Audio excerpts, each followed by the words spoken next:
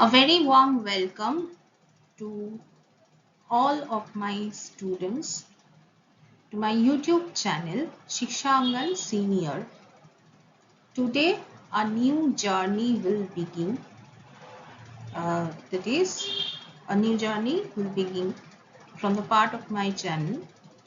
That is, going to start the classes of IGNOU Masters Program classes, Master of Arts in Education. So there a separate playlist has also been created in my channel to get updates about my classes, class videos and shorts. So without doing any delay, so please subscribe my channel as soon as possible. And today we will start the classes of Masters Program on education subject. So before starting the class, I want to say one thing, that in the previous session of IGNOU's Masters Program, there was only 5 or 6 course codes was there. One is MES 11011, first, second one MES 012, third one MES 013, fourth MES 014, fifth MES 015. Under that, two books were available, volume 1 and volume 2, and same in case of MES 016, volume 1 and volume 2. These two books were available. So previously, there in the previous session there were 6 course code in the first year, but now apart from this 6 course code, another one new course code is being included in your master's program, that is MES 056 Educational Technology, which we are going to discuss today. So we will start our discussion from block 1. Total 3 units are there in the block 1. So today we will discuss unit 1 from block 1, concept and scope of educational technology. So let's move to the discussion. So why this unit is being designed for you, educational technology? Because in today's scenario, we live in the world of technology. We became dependent on technology. Whatever the aspect is, whether it is in case of official work, whether it is in case of research, whether it is in case of making any data in the marketing field, or any accounts related issue, or any educational videos, or any whatever educational purposes are there. So we take help of technology, even not only in case of education or other, in marketing, for preparing marketing data, for preparing the financial data for respective company, or any research paper.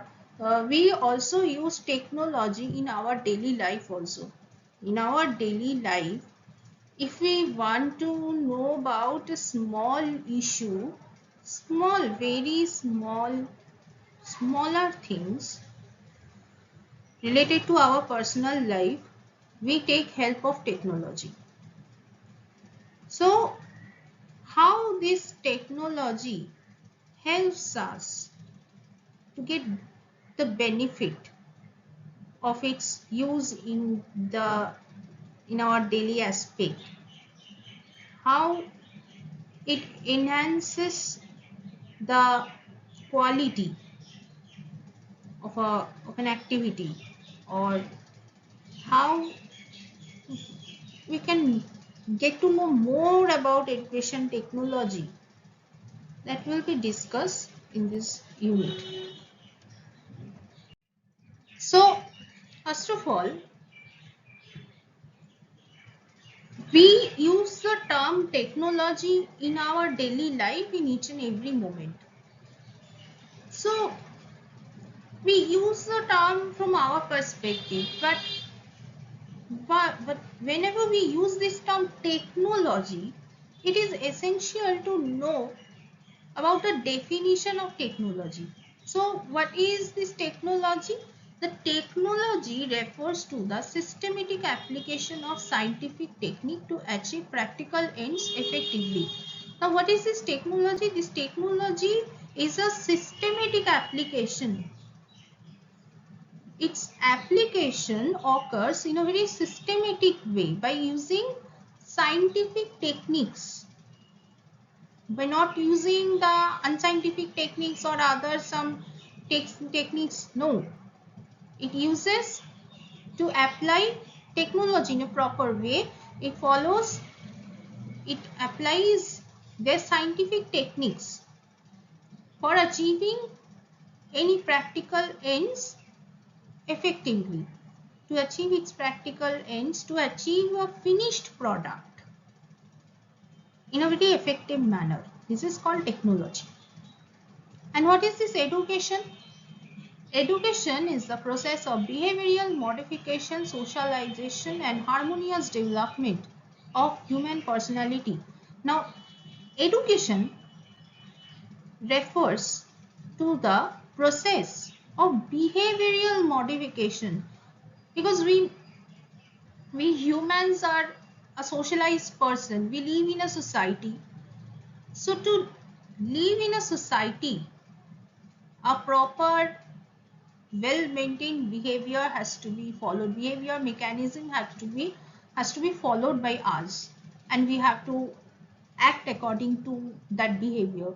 So if any mistakes or any misconduct is noticed in our behavior, so what we can do, what we should do, we should modify our behavior. The misconduct or the malpractices which are being noticed, which will be noticed in our behavior, that should be modified. So in this modification process, who helps in this modification process? Education.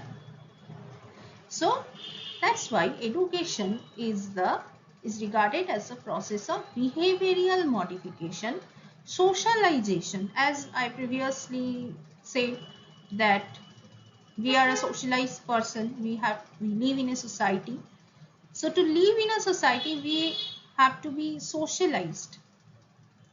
We have to prepare ourselves in such a way so we can get accustomed to societal norms, regulations, and harmonious development of human personality, and also a proper development of human personality. Because if the personality of a human being is not developed in a proper way, then he or she cannot become a good human being. He or she will not be able to get accustomed with the society, with the rules and regulation, and with the other aspects of their life in the near future. So this harmonious development of human personality this harmonious development process, this development process is being supported by education. So if we combine these two terms, education and technology, what definition we get? Hence, education and technology is the study and ethical practice of facilitating learning and improving academic performance by creating, using, and managing appropriate technological processes and resources. So, if we combine these two terms, education and technology, we came to know that it is the study and ethical practices by facilitating learning and helps in the improvement of academic performance by creating, using, and by managing appropriate technological processes and resources. So this is the definition of educational technology. Now next let's see what is there in the next point. Three approaches to educational technology. There are some approaches towards educational technology. Now, what are these approaches? First is hardware approach. Because listen, whenever we use education technology, the term technology is there. So the technology cannot be complete without using this, without using electronic gadgets and all electronic gadgets and hardware devices, software and system. So without these three things, education technology will not be complete. It will remain incomplete. So let's see what are the three approaches to educational technology. First approach is hardware approach. The application of physical sciences and engineering principles to develop electromechanical equipments like projector, television, computer network and hardware gadgets. So in the hardware approach, what we see, the application of physical sciences in those who have computer application previously, they can relate that the application of physical devices, the device which we use physically by touching, we use by, which are being used by a human being, that is regarded as hardware. So maybe my definition may be wrong, so if anybody knows the correct definition, then they can comment on my channel. I will see there. Okay, let's see the application of physical sciences and engineering principle. Application, the application of the sciences, physical sciences, because we all know that those who study physics in the school level, they may relate with that there are several principles and laws are being followed in case of physics to for performing any sorts of experiment. So same in case of hardware approach, the application, the physical sciences which are applied and the engineering principles which are applied to develop, for developing some electromechanical equipments like projector, because projector, today's scenario we use projector in each and every aspect, whether it is in case of conferences or in case of any video presentation or audio video presentation or whatever else. Projector is used uh, in today's scenario. The use of projector is very important, especially in case of education. Projector, television, computer network and hardware gadgets. Computer networks, so computer networks, several networks are there, and hardware gadgets which are available. So several hardware gadgets are developed by using the principles of physical science and engineering. So this is the hardware approach. Now next comes the software approach. What are the software approach? Derived from behavioral sciences and psychology principles, it focuses on lesson design, instruction and theories of learning to formulate teaching learning methods. The software approach, these are derived from the behavioral sciences and psychology principles. In psychology also, there some principles are also being followed, and several theorists are also there, those who framed some principles according to their perspectives for the sake of human beings. So this approach, this software approach focuses on what? Lesson design, designing of lesson, how the lesson will be designed for a learner, how their course structure will be divided, what will be their curriculum, how this lesson will be executed, etc., etc. These are this there have given focus has been given there. Instruction, what will be the way of instruction, not only the way of instruction, the medium of instruction, which is very important, so that learner can able to understand. Then theories of learning theories, which is used for formulating the teaching learning method. And in case of software, I also want to add one thing, that in the today there are several software are available which are pirated. Some pirated softwares are also there. Uh, so basic for using in electronic gadgets to fulfill the purpose. So before using any sorts of software, uh, careful attention must be given to that. And also one thing, the authenticity.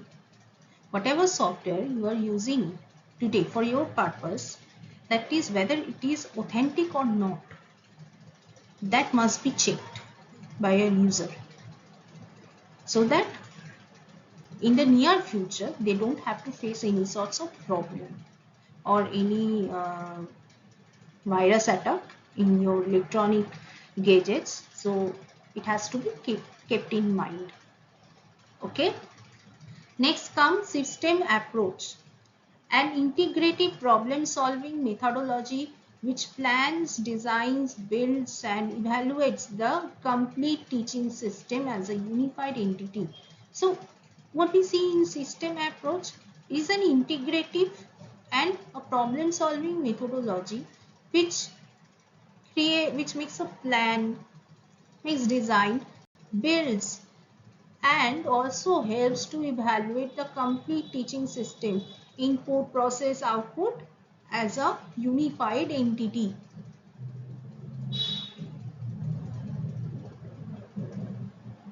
Okay, so in the pre-mechanical era, there was primarily face-to-face and oral communication, writing instruments, scrolls and real physical object to transfer human knowledge. So in the pre-mechanical era, there was primarily oral communication. Face-to-face communication was there. Writing instruments was there. Writing instrument like a pen, pencil or whatever. Like today, in today's scenario, we notice that pen tab, digital pens, digital board for making any sorts of educational video, educational content. Uh, so in the pre-mechanical era, that facility was not available. So in that time, face-to-face communication was there and real physical objects are transferred for human knowledge, and the objects which were used were real. Today, in today's perspective, we use as real object, availability of real object is not possible every time. So that's why we show some pictures of a respective object or any model or any cutout, whatever, that was being showed to a learner to transfer the knowledge. But in the pre-mechanical era, that facility, real objects were showed for transferring the knowledge. Next is mechanical. In the mechanical era, now there starts the emergence of printing press. Print media today print media is also used equally, but we all human beings got busy so much, so we don't give minimum time to access the print media. So what we do, we whatever study material we get, we used to study from electronic gadgets, whether from phone, whether from tab, or whether the soft copy is in PDF format or what format, whatever format it is being provided, we study that. Each and every individual do this. So very few people are there, those who access the hard copy of any study material. So from this mechanical era, printing press started to emerge. Books, chart, standardized visual aids solved retrieval and storage of knowledge. Books, use of books were started that time. Charts and standardized visual aids were used to solve retrieval and storage of knowledge. For storing knowledge, these visual aids, chart were being used. Next comes electronic age. Now, in the electronic age, there is deployment of electronic media such as photograph records, phonograph records, radio broadcast, and television to reach wide masses. Nowadays, several radio channels was also being there related to educational class, regarding relating to the classes of various subjects. So when any individual doesn't get the chance to attend school physically, to do the classes in a regular way, they are or when the audience is, or whenever the audience is in a huge mass of audience is there, so for them radio broadcast, help of radio broadcast is also being taken. And still now in today also radio broadcast also occurs in case of various subjects, like whether it is science, whether it is arts, whether it is engineering or whatever else, radio broadcast still now happens. And television is also being used to reach a wide mass of audience, so that everybody can get the opportunity to study, to they can gain a basic knowledge, so that it can help them a lot in the near future, so that they don't have to suffer from any sorts of discomfort in the near future. That's why the help of radio broadcast and television are also used as a part of education. Now comes digital era, which we are going through, which we use in each and every moment. Sophisticated computing, interactive web 2.0 tools, online databases, e-learning platform, and instant global communication. So in the digital era, everything has become sophisticated. Now everything is being, every content, every video now is presented in a very sophisticated way by using interactive tools, interactive web 2.0 tools, online databases. Now today each and everything is available online, so database is also available. E-learning platform, there are several e-learning platforms are also there, like Coursera, Swayam, etc. Several e-learning platforms are there. And what happens due to accessibility of this platform? Instant global communication. Due to this availability of this platform, you can communicate instantly. Whether if you have any query or you have any question, if you want to know anything about a particular topic, then you can communicate instantly with the esteemed faculty member. So this helps us. So in this way, digital era helps us to take education in a more smooth and very hassle-free way. So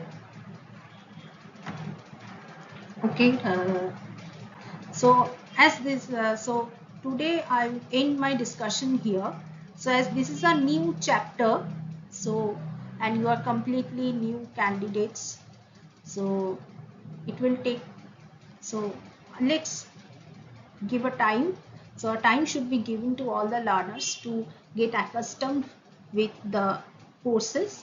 So for this today I end my discussion here. In the next classes I will discuss the rest of the unit, rest of the points, and till now stay tuned, stay happy, stay blessed. And also one more thing I want to announce, uh, graduation level classes will also be started in my same YouTube channel Shiksha Angan Senior. So learners, please don't get confused. Before, whenever I will upload my class video, I will clearly mention in the title that whether this class video is for graduation courses or master's courses. So no need to get worried, and very soon the graduation level classes will also get started, and simultaneously masters classes will also be continued. So till then, stay tuned, stay happy, stay blessed, and give a like to my video. And how is the class? Please write in a comment so that I can improve myself, and your feedback is equally valuable for me so that I can think more innovative way to make your learning quite easier. Till then, stay tuned. We will meet in the next class. Thank you.